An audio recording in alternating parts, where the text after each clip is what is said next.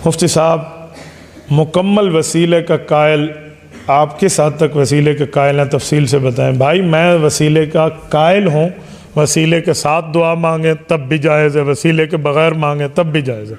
अहमद एक मैकुल थे, मैं समझता हूँ ख़त्म हो गए, आप अपने पास रख के बैठे होते हो। वसीले के साथ दुआ मांगे तब भी जायज़ है, वसीले के बग़ैर मांगे तब भी जायज़। वसीला किसी नेक आदमी का दें, अच्छी इबादत का दें, किसी बुज़ुर्ग का दें, वो फौत हो गया हो, वो ज़िंदा हो, जो भी हो, या उस बुज़ुर्ग ने अभी आना हो तब भी वसीला जायज़ है। जैसे हज़रत इमाम महदी ने आना है, हम कह सकते हैं अल्लाह आने वाले इमाम महदी जो पैदा होंगे उनके वसीले से हमें अता फरमा दे, जायज़ है। कुरान करीम सूरत नंबर 2 सूरतुल बकरा आयत नंबर 190 रब्बे करीम फरमाते हैं वकानू मिन क़ब्लु यस्तफ्तिहूना अलल्लज़ीना कफ़रू।